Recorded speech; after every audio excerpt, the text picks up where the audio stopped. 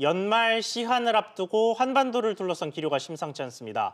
북한이 새로운 길을 암시하는 메시지를 연일 쏟아내는가 하면 트럼프 대통령 역시 강경 대응 가능성을 언급했는데요. 이 강대강 대치를 우려하는 목소리가 점점 커지고 있습니다. 또 한편 사드 문제로 갈등을 빚었던 중국의 왕이 외교부장이 우리나라를 찾고 한일 정상회담 추진 소식이 들리면서 한중일 관계 역시 급박하게 돌아가는 모양새입니다. 자세한 내용 신범철 아산정책연구원 안보통일센터장 모시고 이야기 나눠보겠습니다. 안녕하세요. 네, 안녕하세요. 네, 먼저 한일 관계부터 좀 먼저 짚어보겠습니다. 이 아베 신조 총리와 문재인 대통령 이 한일 정상 간의 회담이 계속해서 좀 이야기가 나오고 있는 상황인데 최근이 아니라 이번 달 하순에 중국에서 이제 한중일 정상회담이 있는데 거기서 이제 두 정상이 따로 만나서 이야기를 좀 할 것이다. 이런 식의 관측도 나오고 있는 것 같고요. 그래서 이렇게 두 정상이 한일 정상이 마주하게 된다면 뭔가 좀 해결의 실마리를 풀어나갈 수 있게 될까요? 어떻게 보십니까? 저는 그게 중요한 계기가 될 거라고 봅니다.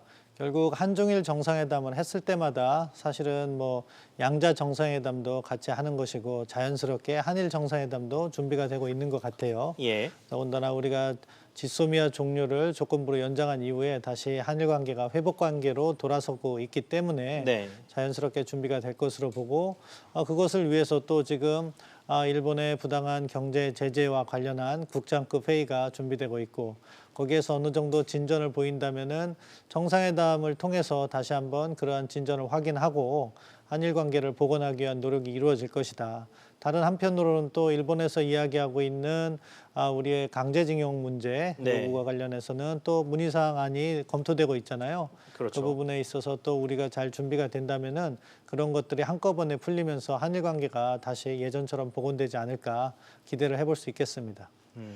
그런데 이번에 신임 주한 일본 대사가 새로 이제 부임을 했는데 이분이 한일 관계에 어떤 영향을 미칠 것이라고 생각하십니까? 사실 지금은 어떻게 보면 우리 청와대와 일본의 총리 관저가 문제를 주도하기 때문에 예. 새로운 대사가 하는 역할은 제한이 될 거예요. 워낙 어떻게 보면 권력의 핵심층에서 문제를 이끌어가고 있기 때문에 그럼에도 불구하고 지금 새로 오는 도미타 대사 같은 경우에는 일본 외교부에서 커리어가 대단하더라고요. 한국도 근무했지만 미국에서도 공사도 했고 그러면서 일본의 가장 엘리트 코스를 밟아온 사람이라고 예. 볼 수 있겠습니다.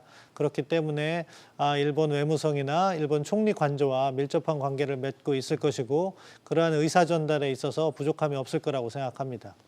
네, 앞서 잠깐 지소미아 이야기를 하시기는 했는데 이 지소미아가 아무래도 좀 우리나라에서 종료 유예 결정을 내린 게 지금의 한일의 좀 유화적인 분위기를 만드는 데 큰 역할을 했다고는 보는데 문제는 이 지소미아로 계속해서 좀 분쟁이 오갈 때에도 도대체 미국이 왜 나서지 않느냐 이런 식의 불만들이 우리 국내에서 좀 많이 나왔었단 말이죠. 그래서 보니까 한미일 워킹그룹이라고 해서 미국도 참여하는 일종의 대화체, 협의체 이런 것들을 만들겠다는 계획이 나오고 있는 것 같은데 이거의 현실화 가능성은 얼마나 된다고 보십니까? 사실은 한미일 간에 다양한 안보 협력 메커니즘이 있어 왔어요. 그것에 대해서 어떻게 보면은 지난 2년간 북한이 도발을 자제하고 대화로 복귀했기 때문에 우리가 한미일 안보 협력을 가시적으로 강화하기보다는 대화를 이끌고 가자는 취지에서 그 부분은 일부러 로우키로 유지한 측면이 있었던 거죠. 예. 그런데 지금 북한이 다시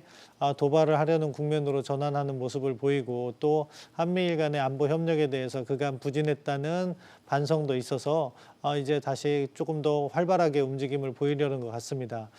지금 그 자체 메커니즘보다도 결국에는 한미일 안보 협력에 대한 인식이 조금 더 새로워질 필요가 있는데 이 대화를 하더라도 북측의 위협이 존재한다면은 어떻게 보면 대비 태세나 안보 태세를 강화하는 측면에서는 안보 협력은 병행해 나가야 된다. 그런 문제 의식에서 이제 다시 움직임이 있을 것 같습니다. 네, 한중 관계로 얘기를 넘어가 보겠습니다. 2016년에 사드 배치에 이제 한중 관계 갈등이 있었던 이후로 중국의 왕이 외교부장이 처음으로 방한을 했는데요. 지금은 미국과 중국이 패권 다툼을 벌이고 있는 이런 상황에서 이 중국이 우리나라에 대해서 어떤 걸 요구할 것으로 보입니까? 중국이 당초 많은 걸 요구할 거라고 좀 우려를 했는데 어제 와서 한 말을 보면은 나름대로 왕위도 절제를 하고 있는 모습을 보입니다. 예. 결국 미국을 먼저 비난을 해요. 그래서 미국이 약한 자를 괴롭혀서는 안 된다. 그리고 뭐 한중 간의 경제 협력하면서 자유무역 질서를 위해서 노력하자 이런 이야기도 했습니다. 다만 또 중국의 입장에서는 한반도 안보 상황에 있어서 약간 북한 비핵화와 관련해서 북한의 입장을 편드는 발언도 했어요. 북한의 안보라든가 발전권에 대해서도 우리가 보장을 해야 된다는 식으로 이야기했는데 일단 지금 미중 패권 경쟁이 치열해지다 보니까 중국도 한국을 자기 편으로 끌어들이는 노력을 하고 있다.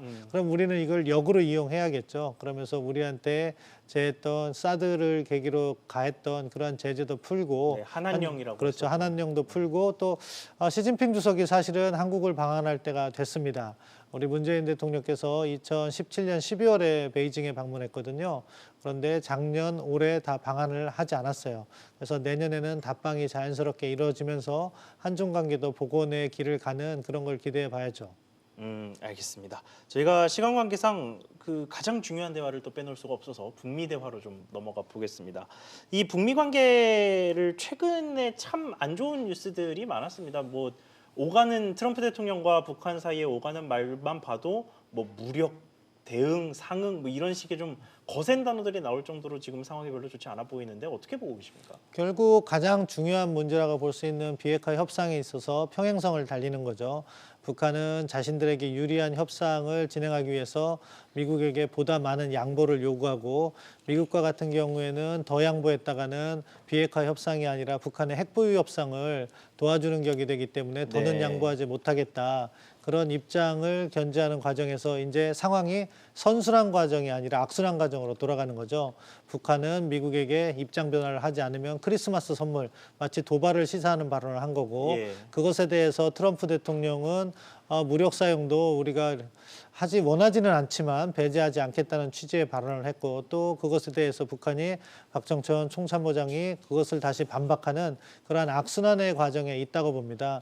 이것을 갖다가 바로 풀어내지 못한다면 크리스마스를 전후로 해서부터 시작해가지고 내년 상반기에 상당한 긴장 국면이 조성될 수 있기 때문에 우리도 보다 발빠른 외교가 필요하다고 생각합니다. 네, 트럼프 대통령이 한동안 쓰지 않았던 로켓맨이라는 단어를 또 꺼내기도 했는데요. 이게 북한의 연이은 미사일 발사가 불편하다는 그 속내를 드러낸 걸까요? 사실 북한의 단거리 미사일 발사체는요 트럼프 대통령에게 있어서 자기 말로는 스몰 띵, 작은 거라고 이렇게 네. 낮게 평가절하하는 그런 부분이 있었습니다. 다만 최근에 나왔던 북한 이태성 미국 담당 부상의 성명에 있어서 미국이 입장을 바꾸지 않으면 크리스마스 선물이 어떤 거로 갈지 모른다는 취지의 이야기를 했어요. 그는 미국이 트럼프 행정부가 우려하는 대륙간 탄도미사일 발사도 시사하는 거거든요. 그렇기 때문에 트럼프 대통령이 로켓맨이라는 용어를 다시 사용한 거죠. 그러면서 김정은 위원장이 미사일 발사를 좋아한다. 로켓 발사를 좋아하기 때문에 내가 로켓맨이라고 불렀다 하는 걸 시사하는 건데요. 그것은 결국 북한이 만약에 그러한 선을 넘는다면 그것은 결국 트럼프 대통령 입장에서는 대륙간 탄도미사일 ICBM이 될 텐데 그 선을 넘는다면 미국도 보다 강도 높은 압박을 하겠다 하면서 경고성 발언을 한 것으로 보는데요. 사실 방향이 그쪽으로 가서는 한반도 정세가 불안정하니까 좋은 방향은 아니라고 생각하고 하루속히 북한은 비핵화 부분에서 조금 더 많은 양보를 해야 되고 미국은 그것에 대한 상응 조치를 하는 방식으로 타협이 이루어져야 된다고 생각합니다. 네. 물론 뭐 외교 상황을 예상하기는 참 쉽지 않겠습니다만 현실적으로 봤을 때 이 지금 오가는 단어가 좀 거세져서 불안감이 좀 조성되고 있기는 합니다만 정말로 아까 말씀하신 것처럼 뭐 연말 뭐 소위 크리스마스 선물처럼 뭐 미사일 관련 훈련들을 한다든가 그래서 뭐 내년 상반기에 좀 분위기가 많이 긴장 국면으로 간다거나 이런 식의 상황이 벌어질 가능성이 현실적으로 좀 높다고 보십니까? 예, 뭐 시간이 갈수록 높아지고 있는 것은 부인할 수 없는 것 같아요. 네. 북측에서 어떻게 보면은 김정은 위원장이 연말을 시한으로 이렇게 설정한 것이 잘못된 패착이라고 보는데요. 자기 발언에 쫓겨서 무언가를 해야 되는 그런 구조로 가고 있어요. 그래서 이달 하순에 당 중앙위원회 전원회의까지 개최를 한다고 이렇게 공표를 했는데 그러면은 전략 노선의 변경이라는 것이 나와야 되고 그것에 부합하는 또 군사적 도발을 할 수밖에 없는 상황으로 북한 스스로 몰려가는 듯한 느낌이 드는데 그 부분에 있어서 우리가 사전 조율이라든가 북미 대화를 재개함으로써 그런 상황이 악화되지 않도록 그래서 다시 선순환 구조로 돌아갈 수 있도록 발빠른 노력을 해야 될 그러한 시기라고 생각합니다. 네. 알겠습니다. 지금까지 신범철 아산정책연구원 안보통일센터장과 함께 이야기 들어봤습니다. 박사님 오늘 말씀 감사합니다. 감사합니다.